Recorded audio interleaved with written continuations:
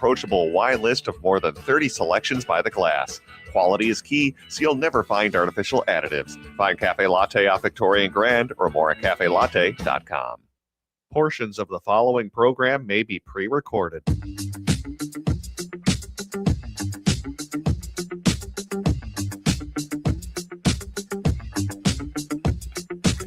Broadcasting live on AM 950, the Progressive Voice of Minnesota. In the evenings on WCPT 820, Chicago's Progressive Talk. In Seattle on 1150 AM KKNW. And, of course, on the Blue Amp Media Network. BAM at blueamp.co on Substack. That's blueamp.co on Substack. It is the Matt McNeil Show for your Wednesday. No Stein today. Unfortunately, unable to make it today. Coming up in the next hour, John Crippen, who is the executive director for the Hennepin History Museum, is going to join us. I got two exhibits there. A little controversy, too. We'll get into that as well coming up a little bit later on. And I've got some tickets to give away in the next hour. Patrick is here with us. Hello, Patrick. Good afternoon. How are things going today? It's interesting. It's a lovely day here. I'm trying to get out a little bit and do some things. But I fell back into the celebrity world of stuff. Okay, how have you ever been a big fan of reality television? No. All right. Some people have, some people haven't. I remember I was actually a little bit older in the demographic when the Real World started coming on out. I mean, that was obviously when I was kind of out of high school at that point. So they were kind of gearing more towards high school kids, and Real World came out. And it was interesting when they started that show. It really was just some people. It really was someone. It wasn't people who were trying to get on celebrity reality television. And it made for kind of interesting situations. And I remember, it was the Vegas one where they brought in Trishelle. And I'm like, okay, they clearly started bringing people in to try to create chaos. Don't make me snap my fingers, that sort of thing. And ever since then, when they said, okay, we need to create, drama all the time, even though the kind of concept was just real people and the natural drama that evolves. No, it wasn't good enough.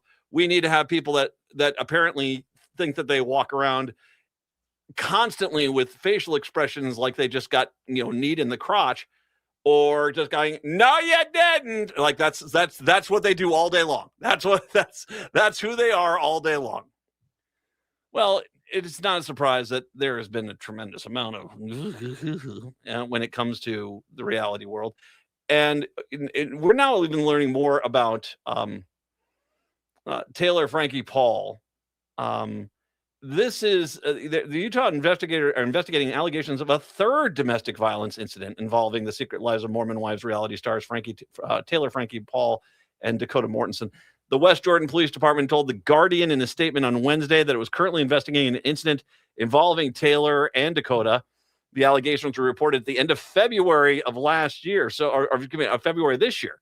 So this is right before even they were getting ready to come on the Oscars and then promote the new series here, working together to put together another incident here.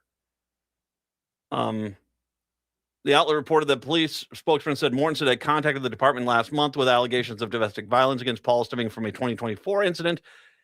He reportedly told the police department in West Jordan that it was directed to their department by Draper Police due to the jurisdiction of the 2024 incident. The department spokesperson told the news that as Tuesday night, the police had only Mortensen's account of the incident, had not yet spoken with Paul directly, although they said that the police had spoken with her attorney. So, this is obviously something there. Clearly, this woman, now this was going to be the Bachelorette. This woman was going to be the Bachelorette, showed up on the Oscars. We talked about this. They pulled the series, which was, that is a huge deal. This is like one of their franchise, probably not as big as Dancing with the Stars, but for ABC, it's one of their franchise performers, and they just pulled the entire season. If there were 3 allegations here, I mean, it's clear they were overlooking a lot here. And I actually am a little concerned about this person because my guess is going to be the fact that she has lost now what she thought was going to be her star turn in The Bachelorette, and her world's coming crashing around her. And don't get me wrong, someone will give her money for interviews for the rest of her life to talk about how, kind of the combination platter of I needed help and therapy to he deserved it and I'm standing up for myself. That's right. We're going to get all that stuff. reality is that there is no reality left in reality. There's just not. I mean, it's wild to go back and watch something like Grey Gardens. If you've never seen that film, I believe it won Best Documentary for an Oscar. And just the idea of having cameras catch these people and, realize that movie is crazy. And that's just all real. And it's not about created personalities. It's basically about watching the people there that's who they are. And today it's let me show you my catchphrase. And that's like, okay, no, it's garbage. I think this is kind of the sign that even their more prestigious, franchises are basically been corrupted to the core. So 952-946-6205, 952-946-6205. I did want to actually get to, I'm going to start off yesterday. If you didn't catch it, the United States is insolvent. That's right. We have so much debt, and basically, we're not making enough money to cover our debt now. And this is not due to Democrats. No, this is 100% due to Republicans. The Republicans are the ones that have done this. The Republicans are the ones who basically constantly, and I've said this, is that what they do is they go on out there and they'll go borrow money from China. That this is not a tax break. They don't give tax breaks to millionaires and billionaires. They just go borrow a bunch of money from China, drive over to the wealthy people's houses, throw the money on their front porch, say, see you in a week. And by the way, we're going to have the middle and lower class pay this back, so you enjoy that cash. And that is not a viable system of any kind of government, but that's where we're at. And I also brought up yesterday that there is tons of money these guys are spending in the White House. There are just tons of it. And they don't seem to have any concern over the crisis. Now, their own Treasury Department, the Treasury Department basically declared the United States is insolvent. That we have got so much debt and we just have so little in regards of wealth coming on in. On top of that, there's an interesting story today. The stock market history has a few lessons for investors. Now, I've talked multiple times about the fact that the stock market is goofy. The stock market is incredibly goofy. And it is... it is. There's a massive AI bubble. When it does pop, that stock market's going to fall very badly because there's nothing else propping it up. The only thing that's there is this AI bubble, and it seems to be crypto money that is pouring into it that is causing problems. But now the stock market is now starting to show signs of strain. Every other market has been showing signs of strain. The bond market, currency market, oil market, obviously, the housing market, the ag markets, they're all under tremendous stress because the world is the United States economic picture is collapsing underneath us because Trump is just this bad at managing things. He bankrupted a casino. Casinos are money-making operations. Do you know how inept you have to be to bankrupt a casino? But yeah, you said he's going to be great. Fools. One of the most potent, there's a lot of history lessons. One of the most potent is that stocks usually go up. Another is that stocks usually have pullbacks greater than 10% every year. The average drawdown the last 40 years, about 14.2%. And that the relatively rare incident where stocks have been seeing declines greater than 10% in a calendar year, one of three reasons has been mainly the trigger. So the problem for investors right now is basically all three of these things are currently in play. So this is, once again, this is not just me. I'm not just kind of looking at the stock market and say, I don't like it being so high. No, none of this makes any damn sense anymore. I mean, Iran today basically said, no, we're not, we're going to still fight you in a war. And the stock market went up. That doesn't, God. In a note published on Tuesday morning, Data Trek Research co-founder Nick Colas flagged that since 1928, there have only been a dozen years in which the S&P 500 fell more than 10% in a calendar year. Okay, 8 were due to recessions that deflated lofty valuations, widespread military conflict of the approximate cause of 3, unexpected hawkish Fed policy was the last one. So the recession, they're either lofty valuations. Once again, there's a massive AI bubble on the stock market, widespread military conflict, Iran, and unprecedented hawkish Fed policy because The Fed knows that Trump wants to basically ransack the Fed, drop the rates down to zero, pocket a bunch of money, and then leave the United States in, basically bankrupt. And so the Fed's trying to hold this back by basically putting in fairly hawkish policy in what they're doing. Through Tuesday's close, and the S&P is down 4% for the year, with Colas noting there's still time. By the way, it's March. It's still time to avoid a double-digit loss, but the clock is now ticking. For those other years, I mean, this is not a big surprise, obviously. The falls happened 1930 after the crash in 1929. 31, 37, 41, 57, 66, 73, 74, 2001, 2002, 2008, and 2022. And of course, 2008 was the housing crisis. Also worth noting, there have been some recessions, such as a downturn in 1991, the recession of 81, 82, and the COVID-induced recession of 2020 that didn't send stocks down 10% that calendar year. So basically, that it's not necessarily a recession will do this. It's got to be bad policy. Yikes. This is the problem. That's all Trump knows is bad policy.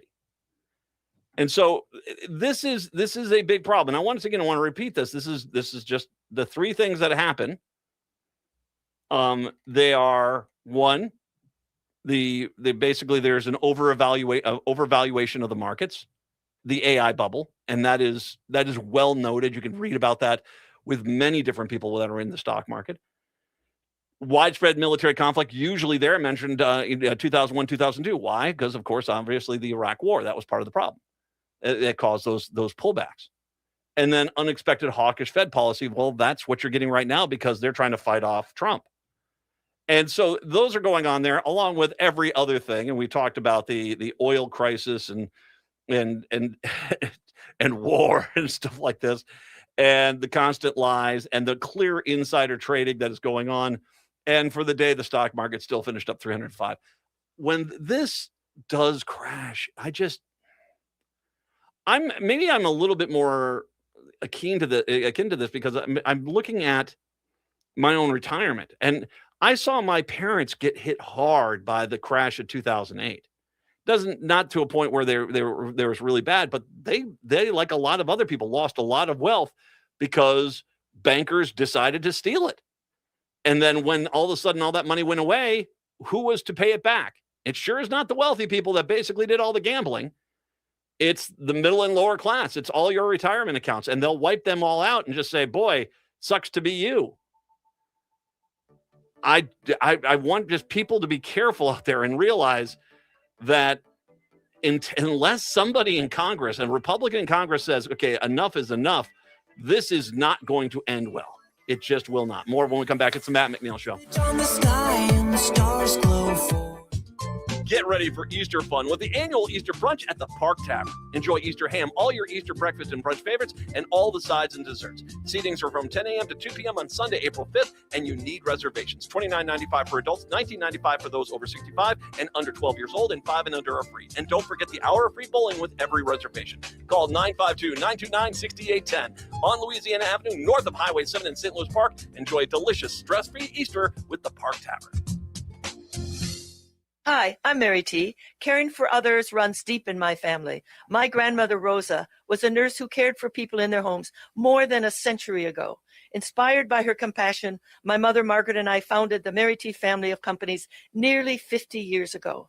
Today, we continue that legacy across Minnesota, Wisconsin, Maryland, and Arizona, providing senior living, assisted living with memory care, home health, hospice care, rental housing, and support for people with disabilities. Each service is personal, creative, and focuses on the unique needs of those we serve. We also believe in joy and community, which is why we opened Crooner Supper Club in Fridley, a place to celebrate life with music, laughter, and connection. At Mary T., we're proud to be a Minnesota family company rooted in compassion, inclusion, and respect, and proud supporters of AM 950 and the values that this station represents.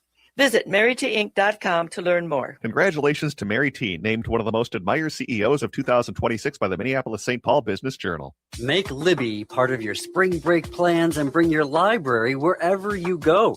With the Libby app from MELSA, the Metropolitan Library Service Agency, you can borrow ebooks, audiobooks, graphic novels, comics, and digital magazines right on your phone, tablet, or Kindle. Just download the Libby app at libbyapp.com, enter your library card, and start reading or listening. Best of all, the app is free, and so are the books, thanks to your public library. Hi, this is Frank Brown of Minuteman Press Uptown with a question for our listeners. How important are business values to you?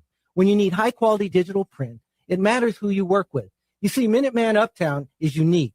We're one of the only union print shops in Minnesota providing our team with living wages and benefits. We believe in second chances for justice-impacted individuals who want to contribute to the community, and we are active in local issues. We've been in the streets standing up for racial, social, and economic justice. At Minuteman Uptown, our mission is to connect all communities through technology-driven print solutions. An example of that mission is when I moved Minuteman Uptown to North Minneapolis. We're invested in this local community, and we help small businesses and local organizations throughout the Twin Cities reach their audiences.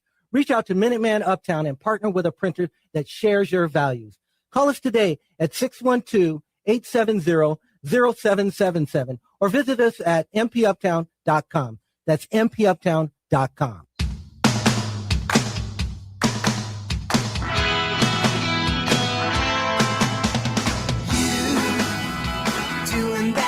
It is the Matt McNeil Show. Thanks for being with us here today. 952-946-6205, 952-946-6205 is the phone number. Okay, so I'm about to share with you once again one of the more unbelievable things you'll ever hear. I am a business major from William Penn. I know. Me. Shorts and sandals right now. Yeah, that's me. Somehow I didn't fit into the corporate world. Actually, I'm glad I had a business degree because it helps me understand a lot of different things. And one of the better classes I had when I was going through college was the business ethics course. And this is always, it's amazing how ethics has changed in conservative America, where, you know, there's always that one question in business ethics. If you were making a potato chip and you basically had an additive which was impossible to trace, but made your potato chips addictive, would you use it on the chips? No one would ever find out. There's no obligation for you to put that information out there. Would you tell people? Would you basically put the addictive chemical on the chips, or would you not? And the guy that we had as our professor, and this was in the 90s when I finished out my college degree, he said that back in the 70s, of course, everyone would say, no, of course not. You don't do that. You know, the betterment of the good. But starting in the 80s, you started seeing more and more people saying, oh, of course, your job is to make money for the company. And by the time I went through, and even though I was a kind of, of course, I wouldn't use that. I was basically like the lone voice in the class. And guess what? Yeah, exactly. So what you get is this mentality in corporate America today where they don't care. They don't care about us. Come on, man. We are lemmings to be led to their product cliff. That's what we are. And that's how I've often said, if killing me would raise a company's share prices by 1 cent, I wouldn't make it through the day. I would be gone. That is kind of who they are. And that is why whenever they lobby Congress or any politician, what they're lobbying for first is basically zero accountability. They don't want to be held accountable if their product kills somebody. They don't want to be held accountable if their product poisons somebody. And we have, unfortunately, a lot of people in Congress right now who allow a company to kill you, and that's that. I've talked about this with the ag sector. The fact that these fertilizers that they're spraying on these crops are killing everybody. They literally are killing the farmers. And what their plan is as opposed to actually fix that problem and make them not so lethal, is to buy off all the politicians and to allow them to have zero accountability. And so a lot of people will say, it's really horrible what you're going through. Have you tried GoFundMe, as opposed to prevent the cancer in the first place? You get the point. It's why it's somewhat gratifying to see what happened today in Los Angeles as a jury handed down an unprecedented win for a young woman who sued Meta and Google over her childhood addiction to social media. Jurors found that Meta, which owns Instagram, Facebook, and WhatsApp, and Google, owner of YouTube, intentionally built addictive social media platforms that harm the 20-year-old's mental health. The woman known as Kaylee was awarded $3 million, and the result is likely to have implications for hundreds of similar cases now winding through the U.S. courts. Lawyers for Meta argued that while Kaylee had suffered in her life, her use of Instagram did not cause or meaningfully contribute to those struggles. In a statement, Meta said, "We respectfully disagree with the verdict and are evaluating our legal options." I mean, I'm going to say this. It's $3 million. You guys are, how many billions are you worth? You scratch that check out. And as a matter of fact, Meta's only responsible for 70% of that. So that would be basically $2.1 million out of the $3 million. That's what they're responsible for. My guess is, just write the check and get away from this case as quickly as you can. The other 30%, by the way, is YouTube has got to do that. Another form of damages, punitive damage, are still set to be determined by the court. This under state law that could reach up to $30 million in California. The verdict in LA comes a day after a jury in New Mexico found Meta liable, by the way in which its platforms endangered children, exposed them to sexually explicit material, and contact with sexual predators. During his appearance before the jury in February, Zuck, Meta's chairman and chief executive, relied on his company's longstanding policy of not allowing users under the age of 13 on any of its platforms. Of course not. When presented with internal research and documents showing that Meta knew young children were in fact using its platform, Zuckerberg said he was always wished for faster progress to identify users under 13. He insisted the company had reached the right place over time. While Google has the owner of video sharing site YouTube, was also defending the case. Most of the trial proceedings focused on Instagram and Meta. And Snap and TikTok were also initially defendants, but both companies came to undisclosed agreements with Kaylee prior to the trial. Now, I've said this before. Of course, they've got algorithms that search out certain things. I have talked about how if you accidentally click on an ad, oh God, can I just tell you how mad I get about that? Because if I click on, say, I like t-shirts. Say I see a t-shirt there and I click on that ad, I will see that t-shirt for a month in every social media page I'll go to. For a month, because that's the algorithm. He clicked on this. He likes this. We need to show more of this to him. Maybe he buy one. Meanwhile, the same algorithm, I'll give Zuck's Facebook the primary heat on this one, as I'll give Threads too on this one. That's part of his deal too. I can block right-wing content over and over and over and over and over again, and yet every single freaking day, I get more right-wing content. Meanwhile, they clearly are stymieing left-wing content on Meta's platforms. They clearly are. I mean, it's obnoxious how obvious that those favoritisms are. That at this point, after I've blocked well over 1,000 right-wing sites on Facebook, the fact that any right-wing site still shows up on my feed is just an absolute joke. And it's not like Matt, in the political realm, send me pictures of freaking puppies or art or sports highlights. You don't have to give me political stuff, but yet, do I think these companies know exactly what they're doing? Of course I do. Of course I do. Because we're back to the additive on the potato chip.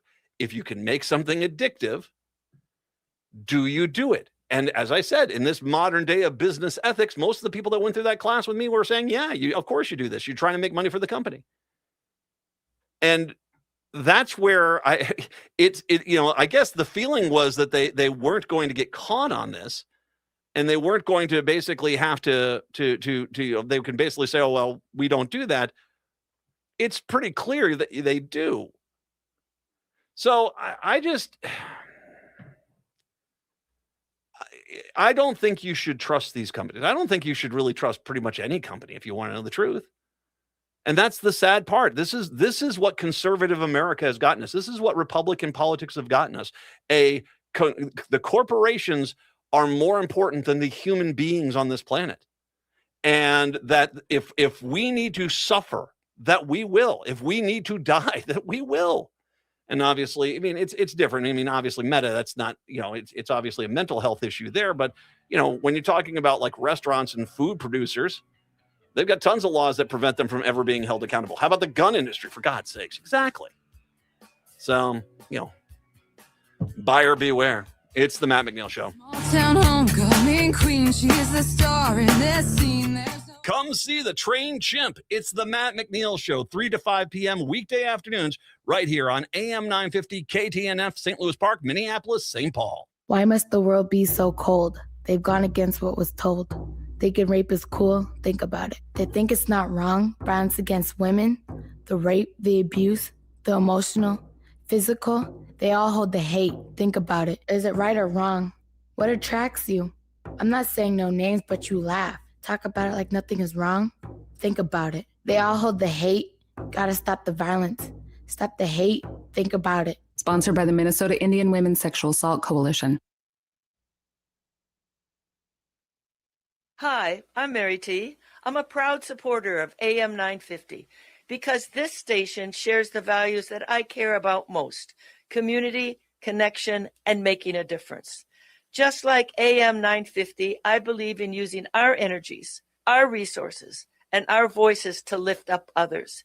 That's why I started the Mary T. Scholar Program at the University of Minnesota College of Education and Human Development, providing graduate students with internships internationally. For over the past 10 years, our students have served communities in Laos, Cambodia, Nepal, India, Cameroon, and Thailand, gaining experience and helping people in ways that really make a difference. Supporting AM 950 fosters conversation, awareness, and action in our communities. It's about shared values and believing that together we can make a difference. Visit MaryTinc.com to learn more about the work that we do. For delicious gourmet popcorn, Popped Corn, Popped corn.com has you covered. Popped Corn offers your favorite flavors ready to go. Cheese made with real cheese, their classic mix. More than 80 great flavors. Enjoy featured flavors like Shamrock Caramel and their tasty fudge and nuts. They sell their popcorn in various bag, gift box, and tin sizes, and they ship across the USA. Visit poppedcorn.com and enter in discount code MATT to get 10% off your order. That's discount code MATT at popcorn, Popped corn.com, and make everyone smile. Your time is precious. Why are you still mowing your own lawn? I'm Alex Knorr, a young, hardworking entrepreneur serving the Southwest Metro with affordable lawn care. At Buzzcut Mowing, I offer weekly mowing, leaf cleanups, aeration, dethatching, tree trimming, and mulch installation. I work hard so you can relax and enjoy time with family and friends. Call today and I'll handle the rest. Visit buzzcutmowingmn.com. That's buzzcutmowingmn.com. With your AM 950 weather, I'm Brett Johnson. Look for sunny skies today with a high near 71. Tonight, partly cloudy with a low around 48. And Thursday, cloudy with a slight chance for rain with a high around 52. Discover the Pizza and Wine Bar at Cafe Latte. It features an extensive menu of gourmet pizzas paired perfectly with an approachable wine list of more than 30 selections by the glass. Quality is key, so you'll never find artificial additives. Find Cafe Latte off Victoria and Grand or more at cafelatte.com.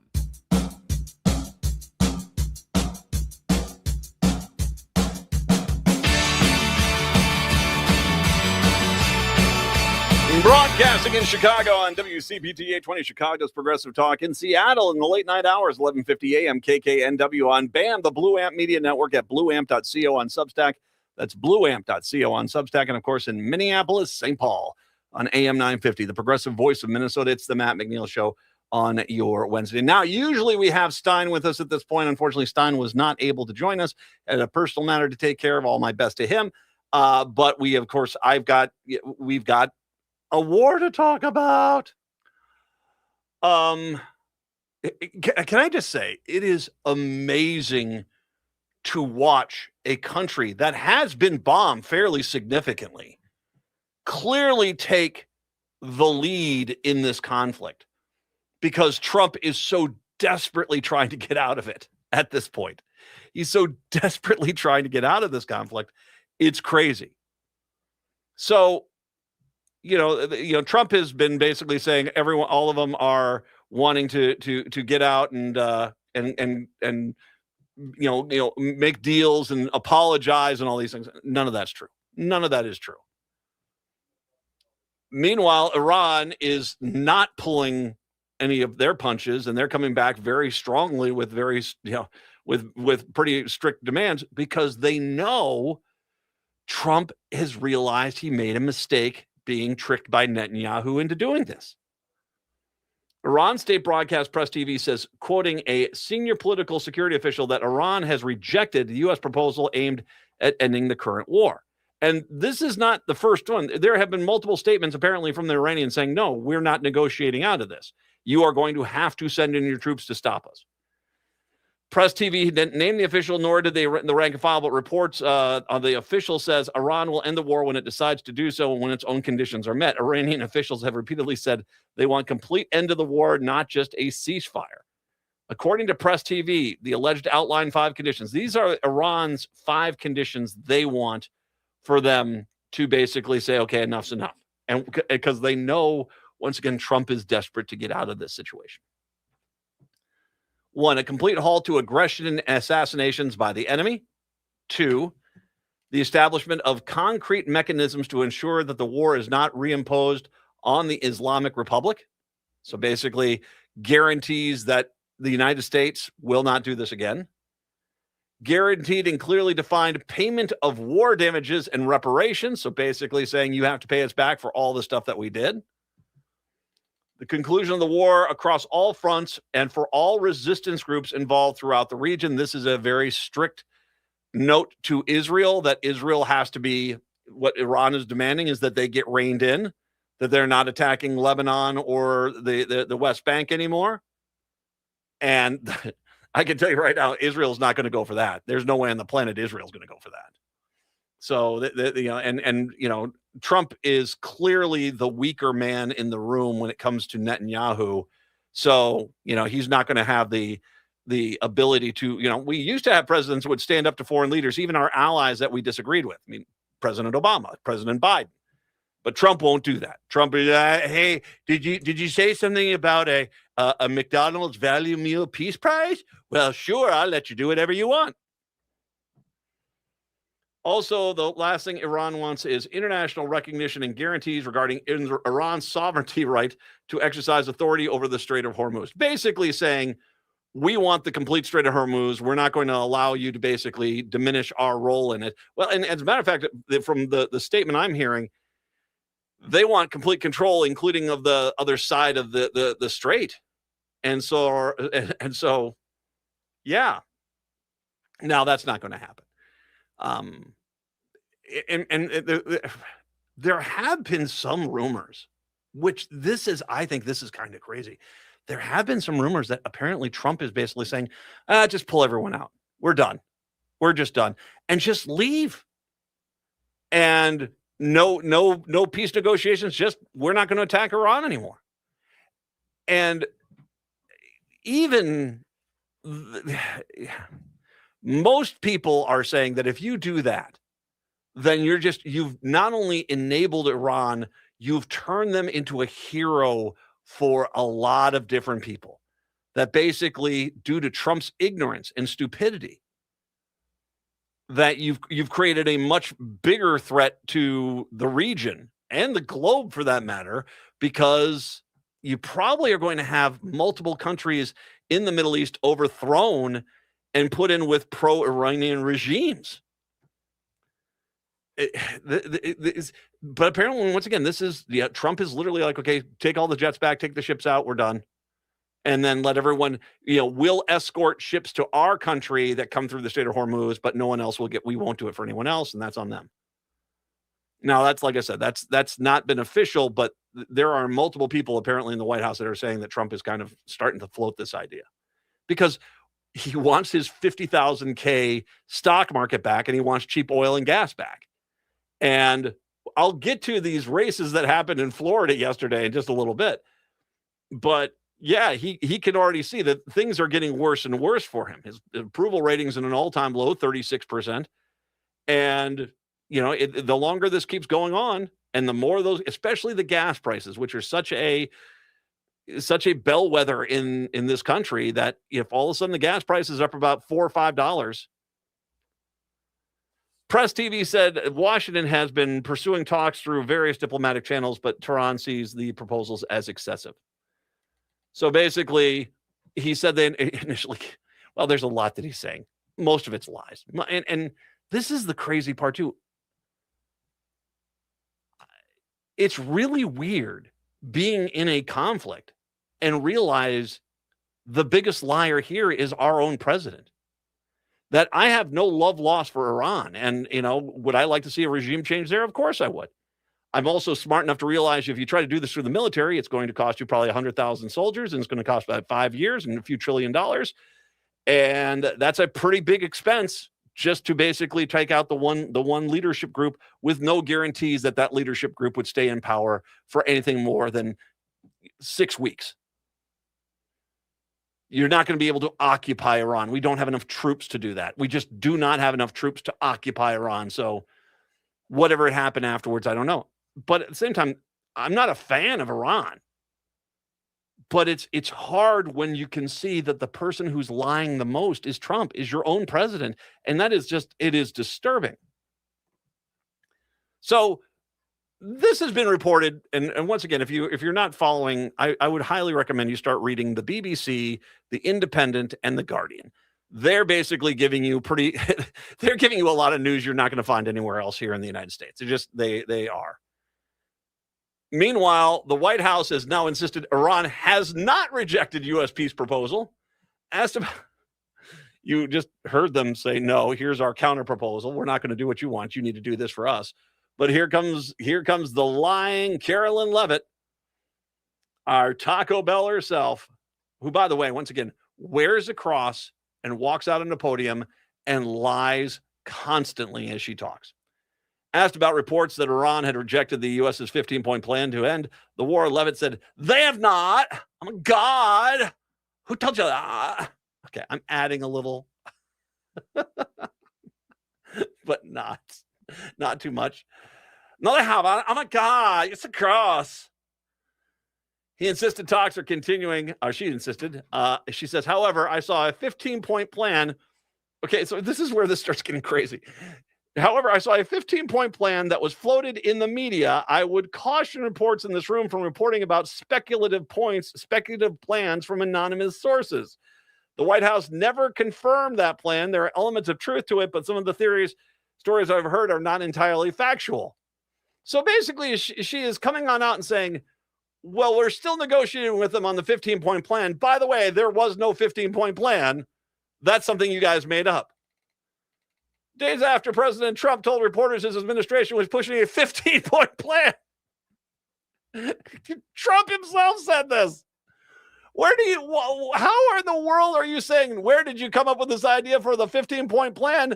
Do you know the large orange thing that you're probably, think about Princess Leia and Jabba the Hutt? For God's sakes, Carolyn, get him away from him. Is that cross neck? Is that a chain? Dear Lord.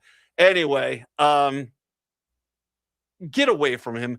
He's the one that's doing this, Carolyn. You're never going to get away from him. You love him too much.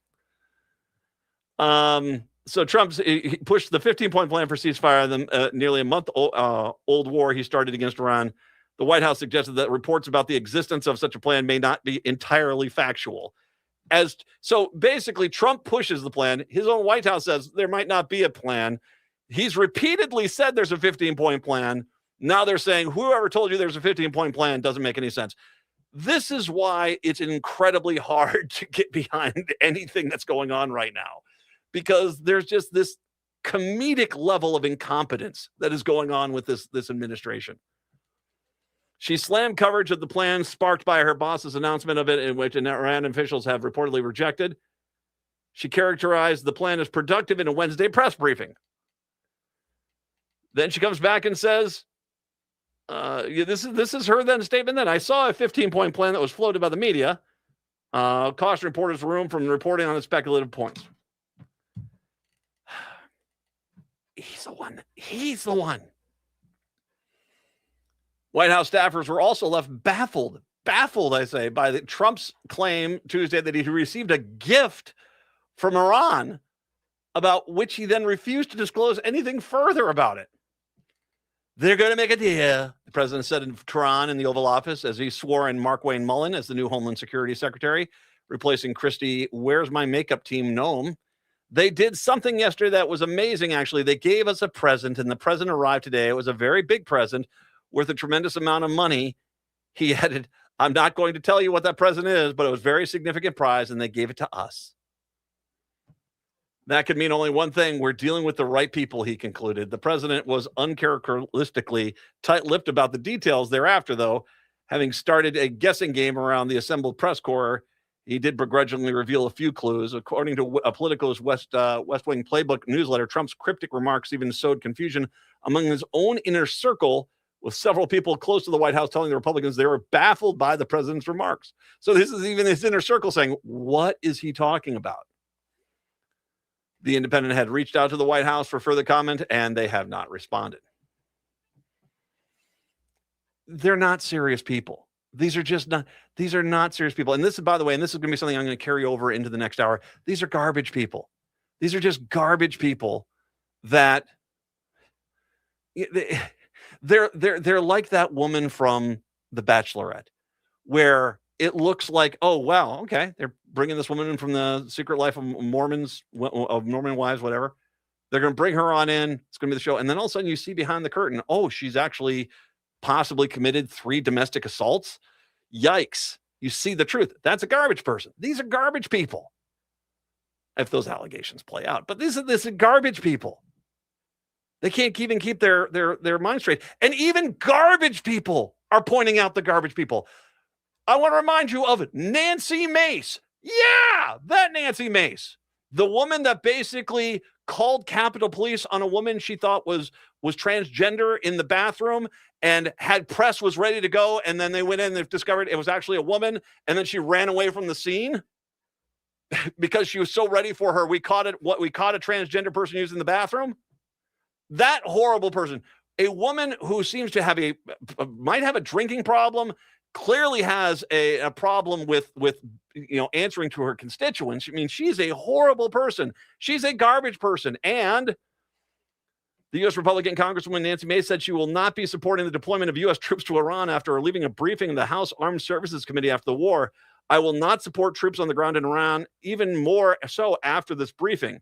In a later post, the South Carolina representative added the gap between what's being presented to the American public and the military objectives presented today is deeply troubling. She's even calling this out. She's even saying there's no there, and what they're trying to do doesn't make any damn sense. Nancy Mace is calling out the garbage people. Finally, and I also will say this is a bad sign. I mentioned before that the U.S. government is going to automatically register all 18 to 25-year-olds for a draft starting in November. Well, now they've also raised the maximum enlistment age to 42, scrapped the barrier for potential recruits who have had legal convictions for marijuana and drug paraphernalia possessions. People up to age to 42 can now enlist in the Army. Ow, my hip. Well, it might be the only way you get health care nowadays. I don't know. They're planning on a long military commitment here, folks. They are. We'll take a break, come back. It's the Matt McNeil Show.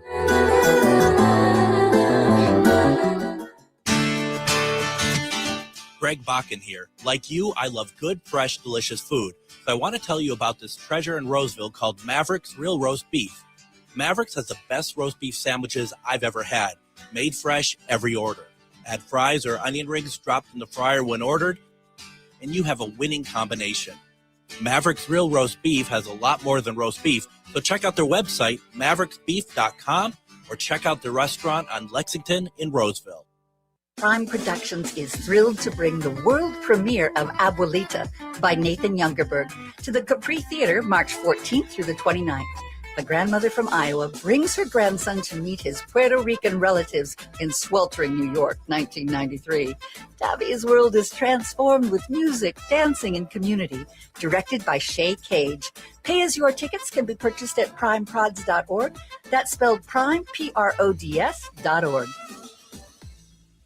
In today's uncertain times, Woodland Stoves and Fireplaces believes that a fire can add comfort and security to your life. At Woodland, our mission is to connect you to a place for fire that works. Woodland Stoves and Fireplaces installed our wood stove years ago, and we still love it. Watching the fire, feeling the heat, is a joy we experience every day. And knowing we have a reliable heat source makes us feel snug and safe. There are many choices in wood, gas, or electric. For diversity in styles, at Woodland Stoves and Fireplaces, we display over 180 models, and 35 of these are burning displays. You can experience the glow and warmth of a live fire. Whether wood, gas, or electric, find a fire that warms your heart, a fire that adds comfort and security to your life. See the many choices at Woodland Stoves and Fireplaces, located on the corner of East Franklin and Riverside Avenue in Minneapolis, and online at woodlandstoves.com. Woodland Stoves and Fireplaces since 1977. For over 48 years, our slogan has been, out of the ordinary products and services. Our mission is to get you a fireplace that works in your life. Peace of mind shouldn't cost a fortune. We keep things simple at Schroman Law because we believe planning for your estate and end-of-life care shouldn't be stressful or expensive. Every client relationship starts with a free consultation so clients have the information they need before making important decisions.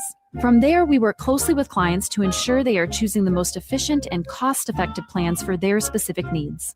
Schedule a free consultation today at schromenlaw.com. That's SCHROMEN law.com.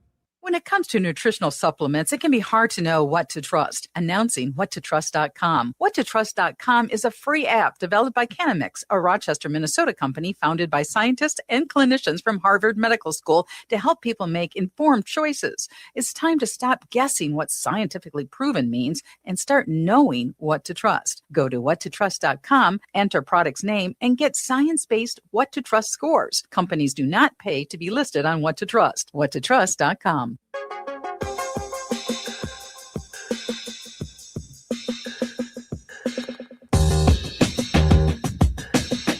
It is the Matt McNeil Show. Yeah, it's the craziest part is that we can't trust Trump. We just, this would be a time for him to show leadership, show any kind of anything. And he just can't help himself. He just is so, I'm actually starting to wonder if he's so mentally compromised now that his health problems have actually advanced to a point where he just is not living in reality. And that would explain a lot of this, wouldn't it? I mean, the whole, I got a present gift, the best gift ever. They give me a gift. He sounds at times more like a guy screaming outside of the bus station in your downtown as opposed to the president of the United States. I got a 15-point plan. If I give them a 15-point plan, everyone's going to be happy. Just follow my 15-point plan. They all love me. Everyone loves me. And you're like, geez. He is spoiling the water hole for the Republican Party. I'm not going to say I'm not happy about this. That's for sure. Last night was, God, I wish Stein was here because I'd love to get his take on this because he knows he's very, very wonkish on politics, election stuff. Yesterday, 2 special elections in Florida happened, and the Democrats won in both of them, even though these were, one seat was a plus 10 Republican seat, the other seat was a plus 12 Republican seat. And in the plus 10 seat, which was a fairly close race, was a Tampa Senate seat in Florida. These are state house and Senate races. In that race, the Republicans, just on what we know, outspent the Democrat 10-1, and they still lost. Florida Democrats flipped 2 legislative seats on Tuesday night in their biggest election night in years. In the only state Senate election on the ballot, Democrat Brian Nathan, a Navy veteran, union organizer, and first-time candidate, shocked Republican State Representative Josie Tomko of the Hillsborough County Senate District 14 contest, winning by 408 votes, taking it 50.25 to the Tomko's 49.75. Tomko immediately said she'll run again in November. Good luck with that. Good luck with that. The seat's been vacant since August when Governor DeSantis appointed the GOP incumbent Jay Collins to serve as his lieutenant governor. Tomko has a huge fundraising lead over Nason, was heavily favored in the district. That Collins won by 10 points in 2022, the last time the seat was on the ballot. Trump won it by more than 7 points in 2024. I'm thrilled to congratulate Senator-elect Brian Nathan on his shocking victory, said Florida Democratic Party Chair Nikki Fried. Brian is the kind of person we need in the legislature. His history of service in the Navy veteran, the union leaders ensures that the needs of everyday people will be at the heart of every vote he takes in Tallahassee. Among those congratulating Nathan was Alexander Vindman, the top Democratic candidate for U.S. Senator later this year against the GOP incumbent Ashley Moody. The other race was a House race that really should. This is where Mar-a-Lago is. Okay, the Palm County House District 87. Donald Trump's Mar-a-Lago residence is in that district. Democrat Emily Gregory, a first-time candidate with a public health background, defeated Republican financial advisor John Maples 51-49 in a district that Trump won by more than 10 points in 2024. This is not, and I will throw out probably the two most evenly faced districts that we've had in the state of Minnesota, because just more familiar. This is not like the Minnesota 2 race where it's kind of the metro area has kind of grown into it. And it was once again a while back was a reliable Republican seat, but now it's become actually more and more reliably Democrat. But on top of that, we also have the Minnesota 1 seat, which has got Brad Finstead. I call him Opie because he's, I have no idea. He just seems to be, I'm here to do whatever you tell me to, Republican overlords, that sort of thing. Tell me what I need to vote for. He's kind of worthless. That's down south part of the state. That's Rochester, Minnesota, and down that way. I don't think he's with 10 points.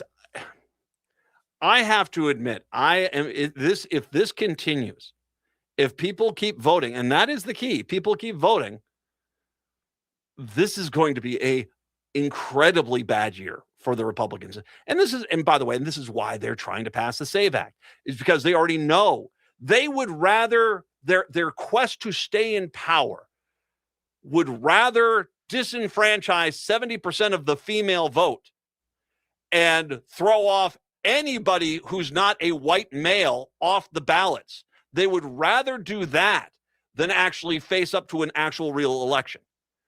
Because we shouldn't, as the Republicans talk about, election fraud, everything they are doing is about whittling down the voting base to the least amount of people possible and people that will more than likely vote for them. But even now, they are to a point where with all these advantages they have, the redistricting, the money advantage that they have, the media advantage that they have, they still can't hold on to seats.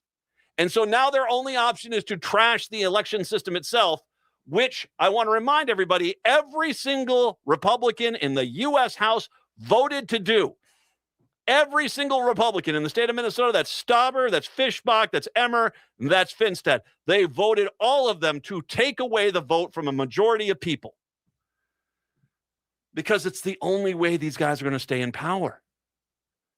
And we could be looking, and once again, don't get me wrong, I already know the national news media is already trying their hardest to find some narrative and some angle which they can sell as, hey, sure, your health care is far more expensive, but isn't that better for you anyway? Sure, gas is more expensive, but aren't you feeling more fit by walking? Sure, food is unaffordable nowadays, but hey, this is the time for the diet you've always wanted. They're already trying that crap. Seemingly, the former representative of the Mar-a-Lago seat, Mike Caruso, one of DeSantis' closest allies in the House, he won the seat by 19 points in 2024. 19 points! I'm thrilled to congratulate. When I was mentioning the 12 points, that was Trump's margin. He won by 19. This is then a 21-point swing. You tell me how that House will look, how that Senate will look if all of a sudden 21 points switch. And why is Trump frantically trying to get out of the Iran war right now? Because they know that if this goes into August, September, if they start talking about having to draft people, it's going to be much worse for them.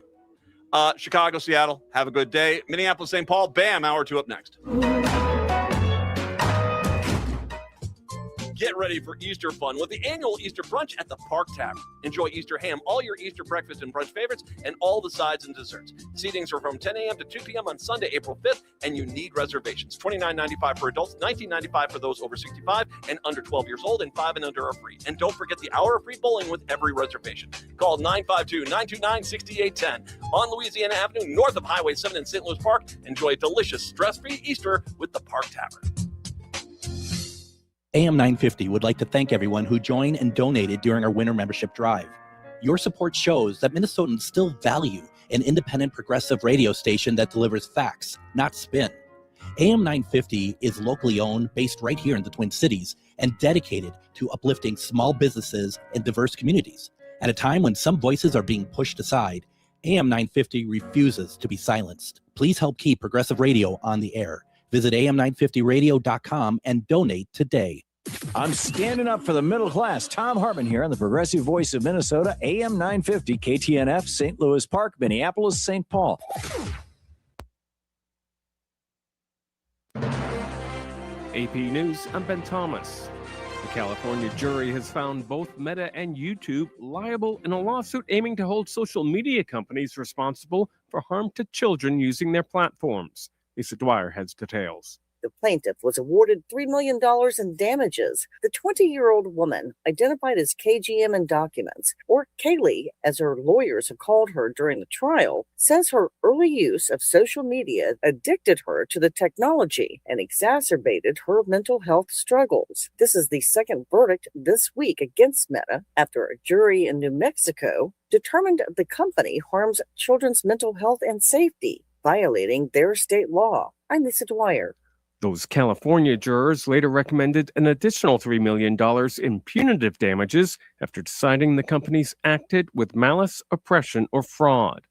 On the war in the Middle East, Iran today dismissed a U.S. ceasefire plan and launched more attacks on Israel and Gulf Arab countries. But Charles Deledesma reports Tehran did issue a counter-proposal. Two officials from Pakistan described the 15-point U.S. proposal broadly, saying it addressed sanctions relief, a rollback of Iran's nuclear program, limits on missiles, and reopening the Strait of Hormuz, through which a fifth of the world's oil is shipped. Iran later issued its own plan via state TV, which includes a halt to killings of its officials, means to make sure no other war is waged against it, reparations for the war, the end of hostilities, and Iran's exercise of sovereignty over the Strait of Hormuz. I'm Charles Deledesma. Hopes for a possible end to the war had oil prices easing. Brent crude fell 3% to settle at $97.26 per barrel. And it cheered global stock markets. On Wall Street, the S&P rose 0.5%. The Dow added 305 points, or 0.7%, while the Nasdaq gained 0.8%. This is AP News. We know exactly what you're not thinking about right now. Wiper blades. But now that you are, take a moment to think about how Rain-X is the #1 brand of wiper blades in America. Why? Because Rain-X thinks about wiper blades all the time. We obsess, so you don't have to. Simply install our blades and then think about literally anything else. So choose Rain-X, America's #1 wiper blades, and then go back to not thinking about wiper blades. Rain-X. Outsmart the elements. Progressive knows you could have easily taken the freeway, but you took the scenic route to see a waterfall and an oddly busy boiled peanut stand. Discovering the unexpected is exactly why you bought an RV, so protect it with a bundle from Progressive. Because although you may be 3 hours behind schedule, you're 6 jars of jam richer and possibly enrolled in a butter-churning workshop. Switch to Progressive and protect your RV, boat, or motorcycle by bundling with your home and auto insurance. Progressive Casualty Insurance Company affiliates and third-party insurers. Not available. Greg Bakken here. I've told you about the out-of-the-world roast beef sandwiches at Maverick's Real Roast Beef, but I haven't told you about their Philly steak sandwiches, turkey bacon avocado sandwich, BLT, crispy chicken, fish sandwiches, brisket, or pulled pork. Okay, you get the idea. They make a lot of delicious food to the same standard as their famous roast beef sandwiches, and now I'm starving. I'm going to go to Maverick's Real Roast Beef off Lexington and Roseville, and you need to go too. Check out their menu at mavericksbeef.com. Hi, this is Frank Brown of Minuteman Press Uptown with a question for our listeners. How important are business values to you? When you need high-quality digital print, it matters who you work with. You see, Minuteman Uptown is unique. We're one of the only union print shops in Minnesota providing our team with living wages and benefits.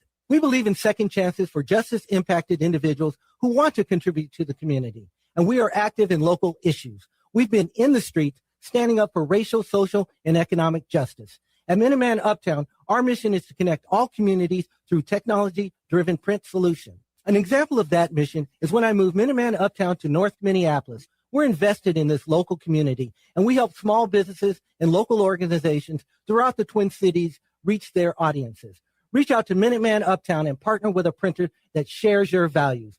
Call us today at 612-870-0777 or visit us at mpuptown.com. That's mpuptown.com. With your AM 950 weather, I'm Brett Johnson. Look for sunny skies today with a high near 71. Tonight, partly cloudy with a low around 48. And Thursday, cloudy with a slight chance for rain with a high around 52. Discover the Pizza and Wine Bar at Cafe Latte. It features an extensive menu of gourmet pizzas paired perfectly with an approachable wine list of more than 30 selections by the glass. Quality is key, so you'll never find artificial additives. Find Cafe Latte off Victoria and Grand or more at cafelatte.com. Portions of the following program may be pre-recorded. Hour number 2 of the show here on your Wednesday. Matt and Patrick here. Patrick, hello. Sorry about that. Matt and Patrick here today. When was the last time? Have you been over to the Hennepin History Museum? Not for a while that I remember. Well, it's a good one to go to there. They've got some new exhibits coming in this week, and the executive director John Crippen is going to join us for that. We've got that. We'll do that, and also today I've got some tickets to give away to Abuelita. This is the play that's going on over at the Capri Theater. It's a pair of tickets for either Thursday, Friday, Saturday, or Sunday. I'll get to the details of that coming up. So listen for your chance to win those tickets coming up. And we have more tickets to give away as well today. So make sure you're listening for your chance to call in and win on that. I am going to just jump into this what I've got here, because I do have John coming on in here, and I want to I want to give myself plenty of time to get to these two topics that are going on here. And the first is garbage people. All right? Garbage people. Garbage people are the people who mock and ridicule somebody who is dead, while at the same time, when someone they like dies, it's if they don't stand at attention and salute and cry like I want them to, we're going to cancel them. Exactly. They're garbage people. They are just they cannot wait to delve into the worst of humanity. And that's where they love to relish, because they hope that they can somehow find some level of joy. I mean, these are truly, at the end of the day, when you step back and you look at these are some of the most unhappy human beings on the planet. And as opposed to look in the mirror and say, boy, I need to fix my life and make my life better, what they do is they look to be the biggest jackasses they can be, hoping that by basically torching the world around them, they can find the warmth that they are so desperately needing. Why do I bring this up? We, last year, not even a year ago, had the Speaker of the Minnesota House, Melissa Hortman, gunned down by Vance Belter. She and her husband were murdered, part of a plot by Belter to kill as many Democrats as he could. He shot the Minnesota State Senator John Hoffman and his wife, tried to go to other houses where Democrats lived, and once again murdered the Speaker in an act of political violence, which is still to this day shocking to the core. We have had a few bills that have come on up that have wanting to name, buildings and things after Melissa Hortman, after, being gunned down by a deranged psychopath. And I was wondering when this would happen, because this is one thing about garbage people. You cannot rein them in for too long. And garbage people will they eventually will show their true colors. The Minnesota DFL, that's the Democratic Party here in the state of Minnesota, Democratic Farm Labor, they call it the DFL up here, They're condemning a group of conservative activists for using offensive AI-generated photo of the late speaker, Melissa Hortman, who was assassinated last summer. The image was shared by Action for Liberty, the far-right faction led by former state representative Eric Mortensen, whose members run for office as Republicans, often primarily incumbent GOP lawmakers, as they criticize as Republican in name only. These are the most extreme psychopaths you will see running out there. Basically, the idea of, for lack of a better way to say it, these are people with so many chips on their shoulder. They hope that this basically is the way they can get all the people that they feel have wronged them to march crying in chains down the street in front of them as they cackle in glee. It's the kind of mentality that is, I want a zombie apocalypse to actually happen, because then I can turn myself into the hero, and maybe that girl who never gave me a date, well, she'll have to beg me to come into my salvation fort, that sort of thing. These are people on the far extreme, and they love being garbage people. They love being the worst of the worst. There are actually members of the Minnesota House right now who are aligned with Action for Liberty. Give you an idea. This is how horrible this is. Responding to a post on Alpha News by a reporter detailing the proposal to erect a statue of Hortman on the state office building grounds, and it should be noted, Alpha News is this extreme far-right news, it's extreme far-right narrative validation site. I'm not even going to give them news. They're detailing a proposal to erect a statue of Hortman on the state office building grounds. Action for Liberty posted an AI-generated image of a statue of Hortman's likeness depicting her as a pickpocket with the words, "leaked image of what the artist has in mind." Ha ha ha! The executed former speaker, she's trying to pickpocket and take people's wallets. Hortman and her husband, Mark, who were killed in their Brooklyn Park home in what investigators describe as a politically motivated assassination in June of last year. State Senator Hoffman and his wife, Yvette, also shot. Both survived. The DFL party chair issued a swift response to the image, calling it appalling. The Hortmans haven't even been gone a year. The DFL vehemently condemns the mocking of late Speaker Hortman. Hortman's assassination was met with widespread mourning on both sides of the aisle at the state capitol, with Hortman, a highly respected figure in the legislature, known for being a tough negotiator, but with one who is willing to work with opponents to advance bills. When contacted by the news, the House Speaker and gubernatorial candidate for the Republican Party, Lisa Demuth, actually did put forward the right tone, provided the following statement: utterly classless. But she's the only one so far I've seen. They reached out to Action for Liberty, the Minnesota GOP party, and Republican Representative Tom Emmer on Wednesday morning for comment on the image. They have yet to receive a response. And of course, why not? Why haven't they immediately? This is a no-brainer. This is horrible. Take it down. This is horrible. Take it down. What are you doing? No-brainer. No-brainer. Horrible. Take it down. And yet, because the Republican Party is so betrothed to that far-right extremist, as a matter of fact, that's the only reliable base they have left. These are the people that back in the 1980s and 1990s lived on compounds out in the middle of the wilderness, or basically were basically running, in churches with Christian takeovers of the country, were racist and stuff like that. That's the people that make up that far-right extreme. And the Republican Party has now become so betrothed to them, they desperately need them, that very few of them will actually have the guts to come out here and call this what it is. Just absolute disgrace. But here they are. They couldn't wait. They just couldn't wait. Get into their AI generator, type in, let's make fun of Melissa Hortman. Same people who, how dare you speak ill of Charlie Kirk? You see, I'm a decent guy. I try to be a decent guy. I don't celebrate anyone's death. I don't, because when you do that, my mentality is you're not doing that. The person that you want to hear that is passed away, unless you're this extreme far right, because this is them about going after those libs. Watch them get so reactionary here.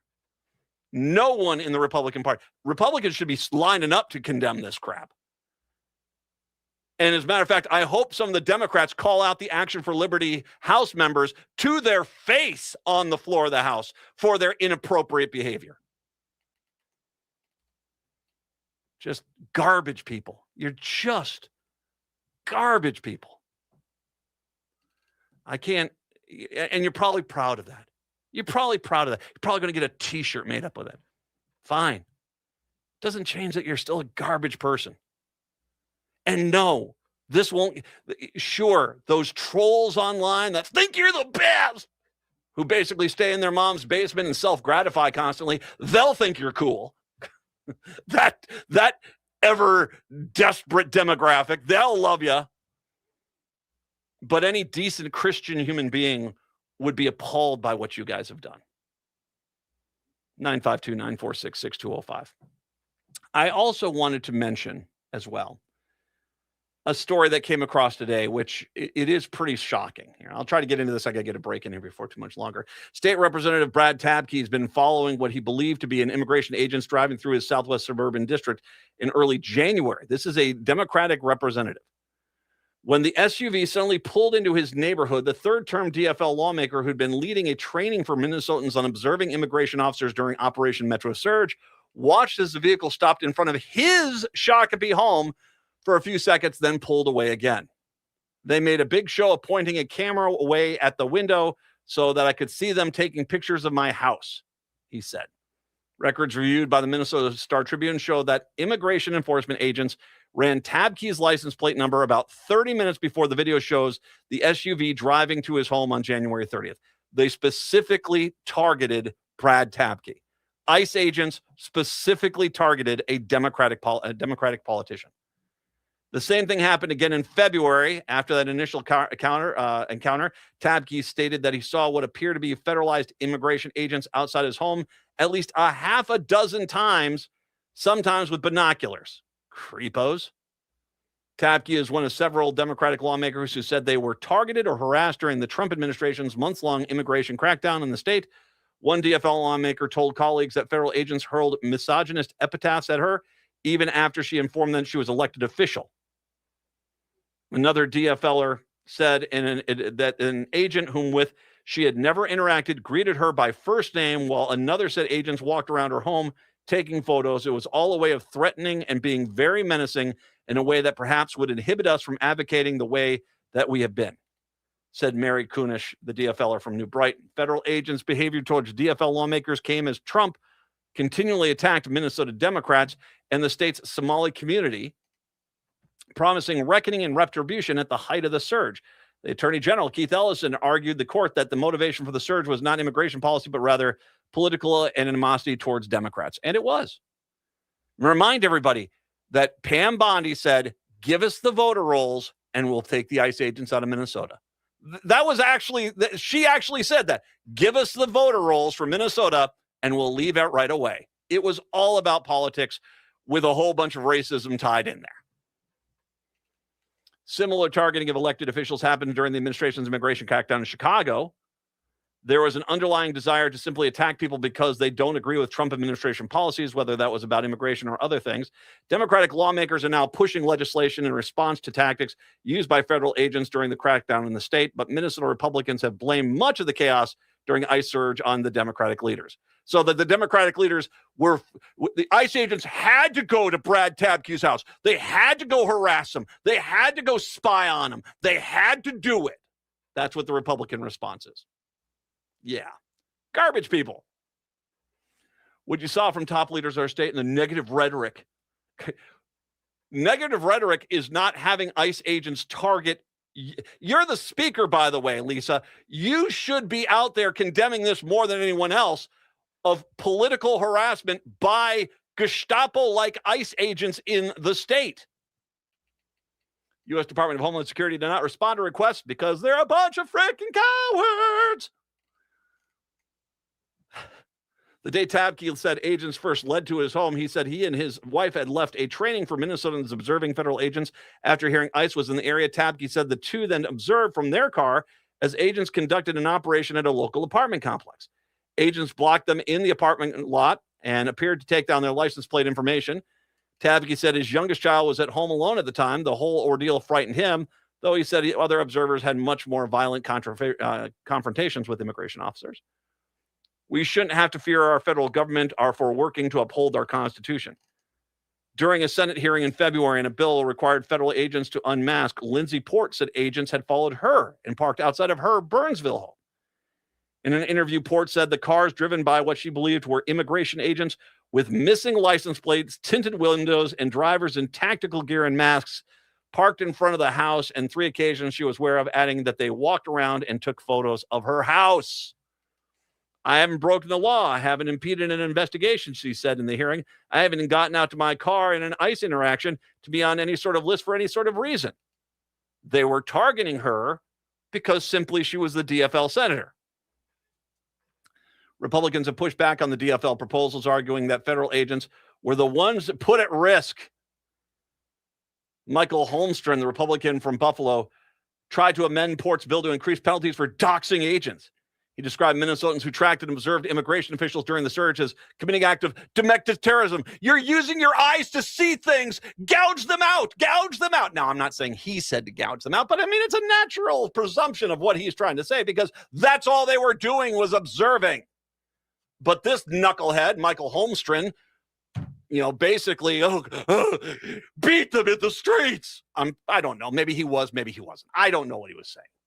But he sure does seem to feel as if this sort of tactic would be there. If I was to go, if me, just a radio host, was to go outside of this dude's house in Buffalo and sit out there and stare at his house, imagine what he would be like. There's a liberal out there and he's intimidating me. Blubber, blubber, blubber. Like I said, I don't know what he really believes, but the fact that basically these people are bringing forward these stories, and he says, you're not a victim. The real victim are the people beating those people in the street. Won't you think about their sore arms? 952-946-6205. I don't know if he said that. He might not have said that at all. You see, I make jokes. 952-946-6205. We'll take a break. Come on back. More on this when I come back. It is the Matt McNeil Show. Hey, Francois, why are you hiding packages of macaroons in your yard? Parce que Pâques est une grande fête en France. Easter is a big holiday in France. It is in America, too. But aren't you supposed to hide chocolate eggs? Les macarons ont un meilleur goût. You think macaroons taste better than chocolate eggs? Oui, bien sûr, en particulier les macarons de Nicolette. Oh, and Nicolette's macaroons. They're so pretty. They have those pretty pastel colors. So do you know where you hid them all? J'en ai mangé la plupart. You ate most of them? Oh, Francois, you better hurry and buy some more at nicolettesmacaroons.com. Hi, this is Chad from AM950. I've been telling you about Snap Construction, the company AM950 trusts for all roofing and siding needs. Now that spring is here and summer is around the corner, now is a great time to find out why AM950 trusts Snap Construction. Ryan, the owner, and his team at Snap Construction have been great to work with, and they have enjoyed working with our listeners. Hi, this is Ryan, owner of Snap Construction. We've absolutely loved working with the listeners at AM 950. What a great group of people and a great radio station. I personally want to thank all the listeners that we've had the opportunity to work with. At Snap Construction, we look forward to working with many more of you when it comes to your roofing, siding, windows, and insulation. Don't just take Chad's word for it. Google Snap Construction, arguably the most well-reviewed roofing, siding, window, and insulation contractor in the Twin Cities metro. We led this community with a lifetime craftsmanship warranty. Don't wait to get a free estimate. Call today, 612-333-SNAP, 612-333-SNAP, or visit us online, snapconstruction.com. At Woodland Stoves and Fireplaces, our job is to help you find a place for fire. Our displays include over 180 models in diverse styles, and we have over 35 burning displays. Come and experience the glow and warmth of a live fire. Some say there are only 2 seasons in Minnesota, road construction and winter. Hi, this is Laura, and I agree there are 2 seasons in Minnesota, summer and fireplace season. I bought my wood stove for Woodland Stoves and Fireplaces in 2005, and every season after summer comes the time when we fire up the wood stove, get out our favorite music, and discover the warmth of fire. Our dog Pumpkin remembers the fire too. He stations himself right there, legs up in the air, just enjoying the warmth of the fire. With the wood stove, we are able to keep the main area of the house toasty warm, while the thermostat is set at an energy-efficient 64 degrees. Discover your fireplace season. Visit Woodland Stoves and Fireplaces today. Woodland Stoves and Fireplaces, out of the ordinary products and services since 1977. Would you let animals pick your insurance? Do you really need to experience mayhem to get the best rates? Or how about a celebrity quarterback or fake university saving you money? There's a lot of marketing stunts when it comes to insurance, but what you really need is someone looking out for you. Call Array Insurance, and they will work hard to find you the best insurance coverage and rates. So avoid gimmicks and call Cheryl at Array, 763-504-3067 or arrayinsurance.com. Array Insurance, working hard for you.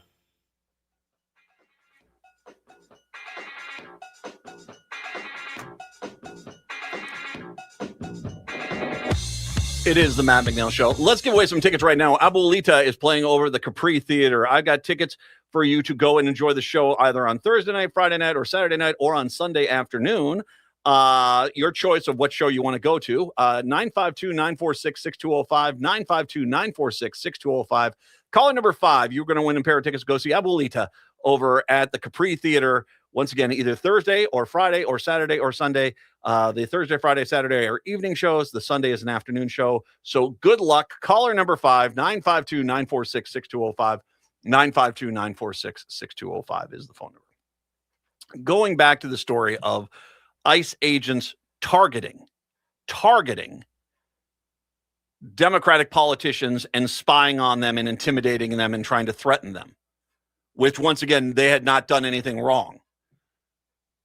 You're back to this guy, Holstrom. He's the Republican from Buffalo, Minnesota, who's basically trying to argue that the people that were being abused and being shot and being arrested and being charged and having their rights trampled, they're the real villains.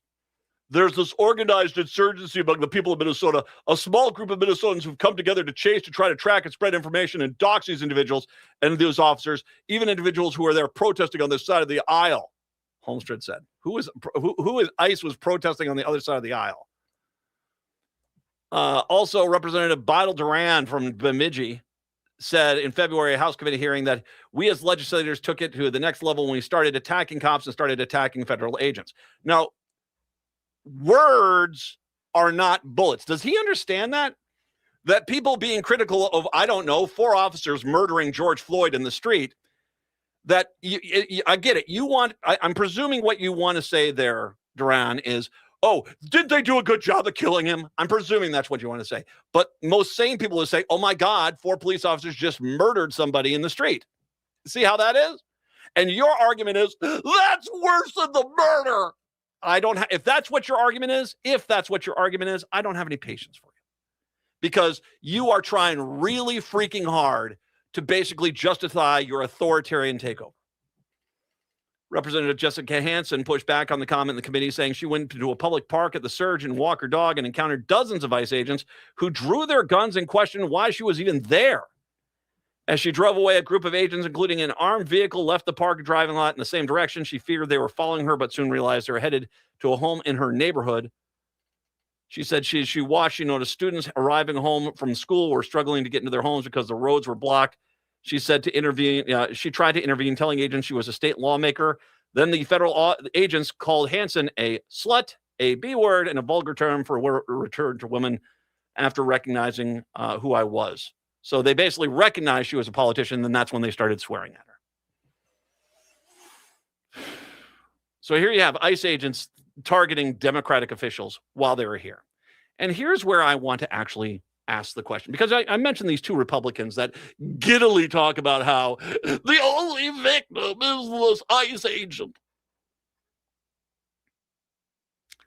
Did the Republican Party of Minnesota ask the ICE agents to harass the DFL agents? Now, I understand some people are going to be like, how dare you suggest that? Actually, no, I'm actually got a basis in reality with this, okay? First of all, let's go back to when the Republican Party started this whole thing out, right? And they brought the Utah mama's boy, Nick Shirley, here to town. I'm reading directly from a report. Minnesota House Speaker Lisa Demuth said Monday that her caucus steered the mama's boy to the daycare sites in Minnesota. Those featured in his widely viewed video have been part of a state-administered child care program using federal money, although some recently had operation payments suspended. Once again, all the daycares that were in that video that the Republican Party steered them to were Somali, so racist, and none of them had violated the law. But here is Demuth saying, yep, we initiated this, helped initiate this with Nick Shirley.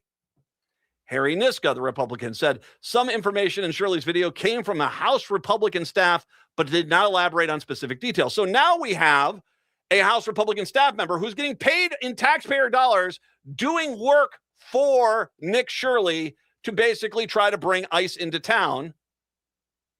And it's once again, this information was part of a child care program. So they gave information from the state programs to Nick Shirley that he would not have had any kind of access to. They also have had multiple Republicans basically cheer on the attacking of Minnesota. I mean, we could talk about the blubbering victimhood idiots that I mentioned in the previous story, but I'll just go with Walter Hudson here. Idiots in social media called for the president to invoke the Insurrection Act and respond to widespread resistance against the immigration operation. Crack some skulls, more bodies in the street, that sort of mentality. I don't know. I don't think he was calling for that specifically, but he wanted the Insurrection Act called, and that generally is that's not a hug it out time, I guess. And also there is this one other little issue here that people might have forgotten about. Republicans have been spying on Democrats for years. 2024, there was an election, and there was a Democratic idiot who basically didn't live in the district, and he ran for office, and he won the race. And unfortunately, he was caught. Why was he caught? Because Republicans had parked themselves outside of his house and monitored his house to do that. This is a Republican MO. They do this all the time. They've done this multiple times, spying on the DFL politicians and DFL candidates. They have done this a lot. So as I go through this list of information here, would I be surprised that the people that brought Nick Shirley here to create the video that they got to Trump, that basically got the ICE insurgency going here, the same people that encouraged the ICE agents to attack more and more Minnesotans, that tried to defend those ICE agents, even though they were doing the indefensible things, that the same people who have themselves encouraged the spying on Democrats might have actually asked the ICE agents to spy on the Democrats. There needs to be an investigation. Did Lisa DeMuth, did anyone from the Republican Party, did they encourage ICE agents to spy on these three politicians and any other politicians? Because it sure seems like this was an actual agenda item to go to Democratic politicians' house and threaten and intimidate them and photograph them. There clearly was something going on. And I want to know how many Republicans in the state of Minnesota had asked the ICE agents to go get those Democrats. Now is the time. I think the Minnesota Senate has to take the hold on this one. Now is the time for a full investigation and who knew what and when. And going back to that first thing I've talked about for months, there needs to be a full investigation on who exactly brought Nick Shirley here, that started this whole fiasco in the first place. Because don't think for 1 second the Republican Party is completely and totally innocent of all this stuff. I've actually already reported on the fact that they're in multiple stories saying that they were indeed part of this. Now they're just hoping that the Democrats don't have the spine to go track this stuff down. 952-946-6205, 952-946-6205. We'll take a break. When we come on back, John Crippen's going to join us from the Hennepin History Museum. It is the Matt McNeil Show. Get your hands on his cash. Hi, this is Chad from AM950. I've been telling you about Snap Construction, the company AM950 Trust for all roofing and siding needs. Now that spring is here and summer is around the corner, now is a great time to find out why AM950 trusts Snap Construction. Ryan, the owner, and his team at Snap Construction have been great to work with, and they have enjoyed working with our listeners. Hi, this is Ryan, owner of Snap Construction. We've absolutely loved working with the listeners at AM 950. What a great group of people and a great radio station. I personally want to thank all the listeners that we've had the opportunity to work with. At Snap Construction, we look forward to working with many more of you when it comes to your roofing, siding, windows, and insulation. Don't just take Chad's word for it. Google Snap Construction, arguably the most well-reviewed roofing, siding, window, and insulation contractor in the Twin Cities metro. We led this community with a lifetime craftsmanship warranty. Don't wait to get a free estimate. Call today, 612-333-SNAP, 612-333-SNAP, or visit us online, snapconstruction.com. March Madness is here, and Popped Corn, that's Popped corn.com, is a game time decision for you. Enjoy your favorite flavor of Popped Corn gourmet popcorn, like cheese made with real cheese, the classic mix, or the featured flavor of Shamrock Caramel. And many college teams are featured on Popped Corn's tins. You can ship your favorite team tin across the USA. Find your team at poppedcorn.com and enter the discount code of Matt to get 10% off your order. That's discount code of MATT at popcorn, Popped corn.com. This is Alex Knorr from Buzzcut Mowing, a young, hardworking entrepreneur serving the Southwest Metro with affordable lawn care. I take the hard work off your plate with weekly mowing. I also offer leaf cleanups, aeration, dethatching, tree trimming, and mulch installation. I'll keep your lawn beautiful so you can enjoy your weekends with the people who matter most. Visit buzzcutmowingmn.com. That's buzzcutmowingmn.com. Hey, it's Patrick for Zero Res. The end of winter is finally on the horizon, and you're going to start thinking about all that nasty crud that's built up in your home over these last few months. Call my cleaning heroes at Zero Res to help get you an early start on the spring cleanup. Zero Res removes winter's buildup and lingering odors, giving your home a fresh, spring-ready feel. This month, get Zero Resified from Minnesota's #1 carpet cleaner. Buy one room, get another free. Buy another room of carpet cleaning, get another room of carpet done for free. Get the picture? Also this month, get a free size upgrade on every whole home air duct cleaning package. Don't you love when you buy your favorite beverage and get a free size upgrade? That's what Zero Res is doing this month with their whole home air duct cleaning package. Start spring cleaning with a free upgrade and pay less for more fresh. Call Zero Res right now, 952-ZERO-RES, or go online to ZeroResMinnesota.com and say you want the AM 950 special. Backward or forward spells the same. Zero Res. With your AM 950 weather, I'm Patrick Lilia. Tonight, showers possible with a low of 48, then another chance of morning rain on Thursday with a high of 52. There's something for everybody at Cafe Latte in St. Paul, from award-winning soup, salad, sandwiches, and desserts to treats from the bakery made fresh daily and a pizza and wine bar. Cafe Latte is located on the corner of Grand Avenue and Victoria Street. Check them out at cafelatte.com. AM 950 KTNF, St. Louis Park, Minneapolis, St. Paul.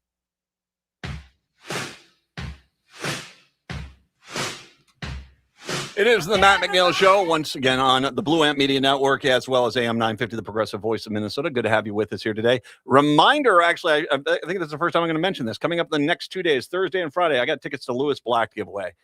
So make sure you're listening for your chance to win tickets to go see Lewis Black here in Minnesota coming up here. We'll give away tickets on Thursday and on Friday. There you go. I know a lot of people will want to go see that. 952-946-6205, 952-946-6205. The executive director for the Hennepin History Museum is a longtime friend of mine, John Crippen. He is kind enough to join us today because they have two exhibits that are opening up. We're going to talk about both of those. John, good to see you, my friend. Good to see you, Matt. Thanks for having me on. My pleasure. Now, and just we haven't had you on in a while, so why don't we just take a few quick moments here, and I'll let you give a nice little spiel on it. What exactly is the Hennepin History Museum? Yeah, Hennepin History Museum is regional history centered in Minneapolis, but we're based in Hennepin County, as the name suggests. We're about a half block away from the Minneapolis Institute of Arts, and we've got exhibits, regular public programs. We publish a magazine a couple times a year. Just trying to get people connected to their local history and how that history has a meaningful impact in their lives. Now, you have one exhibit right now that is, I do believe it's already been open. The Winston exhibit's already been open. And this is one that you have, kind of proudly curated there. Talk a little bit about that. Yeah, the story of Eliza Winston is a fascinating thing, and it's central to the history of Minneapolis and Minnesota, I would say. So as Minnesota has had a moment in this past year of what makes us tick and why is Minnesota the way it is, this story gives you a little bit of an insight. So the setting, Eliza Winston was an enslaved woman brought up with her owners from Mississippi in 1860. And even though Minnesota was a newly minted state, we were 2 years into statehood. We had a fresh constitution that said slavery is not allowed in this state. This was in the pre-Civil War era, post-Dred Scott decision. So the U.S. Supreme Court had said slavery is A-OK, and the Fugitive Slave Act, passed by Congress, said you can take your human property anywhere you want with impunity. You can't have that property taken away from you. So she came up the river. She connected with local abolitionists. Emily Goodridge Gray was her chief ally on this, another Black woman. And there's a harrowing tale of her trying to escape from her owners at the Winslow House on St. Anthony Falls. She was spirited down to Lake Harriet, about 8 miles away. Abolitionists came and got her back. They got her in front of a judge, and the judge said, yeah, you're free. Our state constitution says that you're free. So we like to say in the history business that history may not repeat itself, but it echoes. And we opened this exhibit last fall, and the parallels to what we're going through today just keep ringing on our ears. People think of states' rights as a Southern issue traditionally when you look in the Civil War. This is states' rights Northern style, where a Northern state said, we don't care what the federal government says. This woman is free because our Constitution says so. It's an interesting point because it kind of gives us a look into the time after the Dred Scott case and how the mentalities of this country shifted to where clearly this argument of, well, slavery really can't be illegal anywhere. And let's be honest, there was a lot of businesses, a lot of people up here that catered to the slave owners, that they wanted them to bring their slaves. There were towns down in the Mississippi River that they would come up and visit during the summer where they owned property and they'd bring their slaves with them. But after Dred Scott, I mean, doesn't this kind of show, especially with this judge's ruling, that there was this undercurrent in these northern states of, we don't care what you think you have. We have states' rights too. You use states' rights to say this. We're going to say states' rights to say this. And basically they're free. There was that undercurrent, but let's be honest too. Judge shopping was a thing then, as it is today, finding the right things. So this was an abolitionist judge, and the attorney that pleaded her case was his former partner. So you could say the fix was in. And to your point, this was not settled. The Republican Party was a new party at that time, but they weren't all in on abolition at that point. And there were a lot of Minnesotans, as you suggested, who said a wink and a nod. Yeah, I know that slavery isn't supposed to be in the free states, but this is our livelihood. So as I talk about an emerging culture in this new state of Minnesota, there's the live up to our high ideals side, and then there's the, yeah, but we need to make money. So in the hours and days after her being named free in the court, there was rioting in the streets of Minneapolis. The shopkeepers and the innkeepers were saying, wait a minute, you're killing our livelihood here. We depend on this southern slave trade to keep our businesses open. And they weren't wrong. Within 2 weeks, all of the southern slave owners got on the first boat out and headed back downriver. And within a couple of years, the Winslow House closed down because they lost their business. Oh, boo-hoo. Anyway, bye. I've been out there on the dock saying, so long. Let Wisconsin hit your caboose on the way down. That would be pizza. So let's talk about her then. What happened? Obviously, she's been declared free. What happens to her at that point? That's really interesting. She stuck around in Minnesota for 2 or 3 months. She really wanted to go back to Memphis. Her owners in 1860 were from Mississippi, but she'd spent most of her life in the Memphis area. She just wanted to be a nurse. That's what she was trained to do. And she had family and friendship connections in Memphis. But again, summer of 1860, Lincoln was elected in November. Fort Sumter was fired on the following spring. So she never made it back to Memphis. This exhibit that we did is co-curated with Christopher Lehman, who's a professor up at St. Cloud State. He did an amazing work researching her backstory and her life. And he uncovered information that documented she ended up in Detroit and just quietly lived out her life as a nurse, as she had hoped to do. We have no idea how she ended up in Detroit. We actually have no photographic record of her. So one of the fun things of this exhibit project was to commission a local artist, Christopher Aaron Deans, to paint a portrait of Eliza and some of the seminal scenes of her adventure here in Minnesota. Was it? I mean, and obviously, maybe a little bit away from her story specifically. Was this a pretty big sign for the South that this was not going to end? This idea that these rulings, the Dred Scott case and other cases, had allowed them to this was going to be the case, that this was not going to end, that there was just still too much animosity in the northern states towards the slavery trade, that there's just their days of coming north and thinking they were going to be able to pull this off were over. You're asking a good question that I'm probably not qualified to answer explicitly. What we do know is this was national headlines for several months, and then election and war and all that overshadowed her story. But it's like one of these counterfactual bad history things. You're not supposed to do this, but what would have happened if Civil War hadn't broken out? Would people in the North have, or would her slave owners have appealed this case? And would they have tried to take it back to the U.S. Supreme Court and say, this northern free state cannot enforce its constitution? Because you're right. Everything leading up to the Civil War was how many free states, how many slave states. And this had to have, at some level, just reinforced the idea, yep, you create a free state, and this is the kind of thing that's going to happen. John Crippen joining us. Okay, so that Winston, a woman's fight for freedom in Minnesota, that has been open since October. It's running through 2027. You can go see that at the Hennepin History Museum. You also have one opening up on Friday here and True North, the art and activism of Philip Murphy. Now, I'm going to just quickly say one thing here, because this is, I know that you guys have gotten a little bit of grief here, because this is a person who photographs a lot of Minneapolis. He's photographed a lot of crime scenes, and they've created a Facebook page, which has had at times, less than stellar comment section. How about we say it like that? And you're not bringing him in to validate any of the Facebook or any of that stuff. When you look at Philip Murphy, I mean, he was a prolific photographer. Andy Warhol photographed. He was photographing crime scenes and accident scenes when he started off. This is something that a lot of people do. But not only that, but he also categorized through photos. He was able to basically get a lot of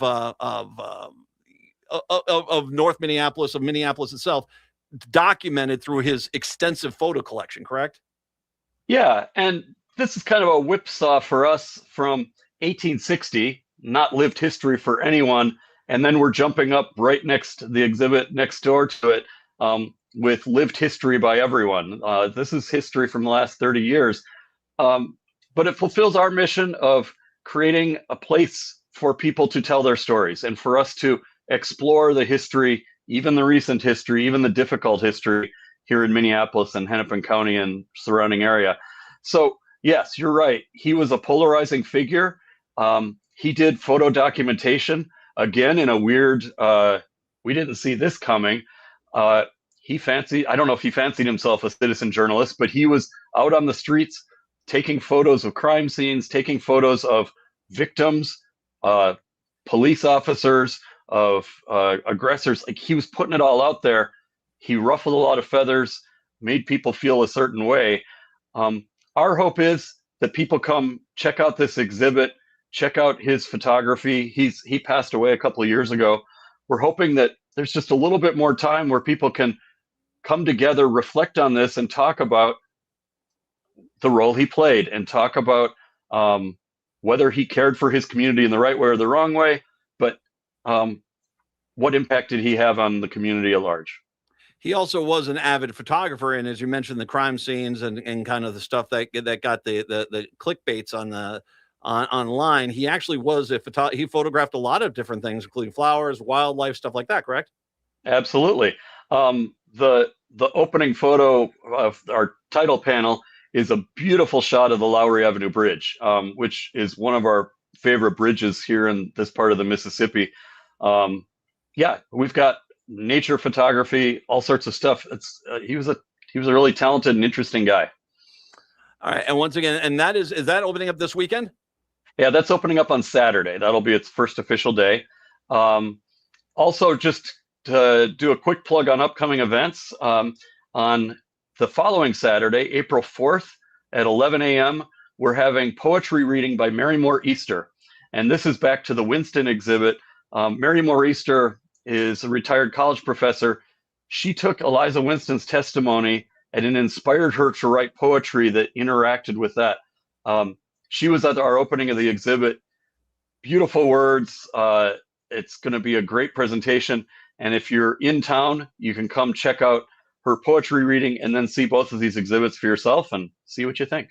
Like I said, go see the exhibit yourself and and then definitely have the discussion afterwards. By all means, there. People want to become there. Tell people how they can come and visit you. Yeah, we're at 2303 3rd Avenue South. That's just south of downtown, as I said, about a half block from the Minneapolis Institute of Art. We've got on the east side of the Washburn Park down there. So correct, east side of Washburn Fair Oaks Park. Free parking on the grounds as well as on the streets. We're open 10 o'clock to 5 o'clock Saturdays and 10 to 3 on Thursdays and Fridays. John Crippen, thank you very much. I appreciate the information and congratulations on the 2 exhibits there. I'll make sure I swing on by before too long and I'll say hello, okay? Thank you very much. It's good to see you again, Matt. Good to see you. John Crippen from the Hampton History Museum joining us. Let's take our final break. Come on back. It is the Matt McNeil Show here on your Wednesday. At Schroman Law, we provide more than just legal documents. We walk alongside our clients to ensure their wishes and legacies are being honored with every choice. And we do this while recognizing that this process can be emotional and weighty. Our team includes attorneys, as well as a grief coach and a published writer ready to assist with legacy letters and extra wishes to go alongside your healthcare directive. Contact us today to learn more at schromenlaw.com. That's SCHROMEN law.com. For delicious gourmet popcorn, Popped Corn, POPPED corn.com has you covered. Popped Corn offers your favorite flavors ready to go. Cheese made with real cheese, their classic mix. More than 80 great flavors. Enjoy featured flavors like Shamrock Caramel and their tasty fudge and nuts. They sell their popcorn in various bag, gift box, and tin sizes, and they ship across the USA. Visit poppedcorn.com and enter in discount code MATT to get 10% off your order. That's discount code MATT at popcorn, POPPED corn.com, and make everyone smile. What if I told you that toxic pesticides from crop seeds and lawns have spread all over Minnesota's lands and water, devastating wildlife and posing risks to our health? Well, it's true. But a coalition of Minnesota farmers, community members, anglers, and more are taking action to protect our state from neurotoxic pesticides. To learn more and get involved, visit cleanerseed.org. That's cleanerseed.org. And tune to Food Freedom Radio. Hi, this is Frank Brown of Minuteman Press Uptown with a question for our listeners. How important are business values to you? When you need high-quality digital print, it matters who you work with. You see, Minuteman Uptown is unique. We're one of the only union print shops in Minnesota providing our team with living wages and benefits. We believe in second chances for justice-impacted individuals who want to contribute to the community, and we are active in local issues. We've been in the streets standing up for racial, social, and economic justice. At Minuteman Uptown, our mission is to connect all communities through technology-driven print solutions. An example of that mission is when I moved Minuteman Uptown to North Minneapolis. We're invested in this local community, and we help small businesses and local organizations throughout the Twin Cities reach their audiences. Reach out to Minuteman Uptown and partner with a printer that shares your values. Call us today at 612-870-0777 or visit us at mpuptown.com. That's mpuptown.com. Get ready for Easter fun with the annual Easter brunch at the Park Tavern. Enjoy Easter ham, all your Easter breakfast and brunch favorites, and all the sides and desserts. Seatings are from 10 a.m. to 2 p.m. on Sunday, April 5th, and you need reservations. $29.95 for adults, $19.95 for those over 65 and under 12 years old, and 5 and under are free. And don't forget the hour of free bowling with every reservation. Call 952-929-6810 on Louisiana Avenue, north of Highway 7 in St. Louis Park. Enjoy a delicious, stress-free Easter with the Park Tavern.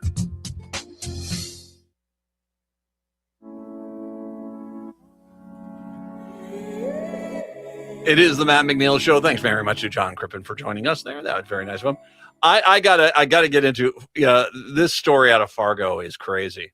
That's right, Fargo, which is not just a movie. It's actually a real place. It's up on the border of Minnesota and North Dakota. It is on the North Dakota side. We've got Moorhead on the Minnesota side. But Fargo is a hoot. And they are going to end up paying somebody a lot of money. Fargo authorities are now under intense scrutiny over the handling of an ongoing bank fraud investigation, which landed a Tennessee woman in jail for months. in what she claimed was a case of mistaken identity tied to AI facial recognition technology. 50-year-old Angela Lips, who was released from a North Dakota jail on Christmas Eve after her arrest by U.S. Marshals in Tennessee in July, has drawn national attention and raised concerns about law enforcement's reliance on AI. Speaking at a press conference on Tuesday, Fargo Police Chief David Zablosky, which, by the way, is if I was to say what was the last name of the police chief from Fargo, Zablosky would probably be the first one I'd guess. I'm just going to say it. He said mistakes were made in the investigation, but it's still too early to definitively say whether or not Lips was involved and whether he described as a largely conspiratorial operation. Okay. If you've released her, you've determined that she wasn't involved. I don't mean to do your job for you, Chief. You need to apologize. When asked by a reporter why he hasn't apologized to Lips, Zablosky said, at this juncture, we still don't know who's involved and who's not. Well, clearly she wasn't. If she's not involved in any of this in any way, we want nothing more than to be able to say that, but this is such an involved, complex scheme, and we're just not certain. You're not saying I'm sorry because you already know you screwed up intensely, and it's going to cost the city of Fargo probably 7 figures, maybe 8 figures. Probably 8 figures.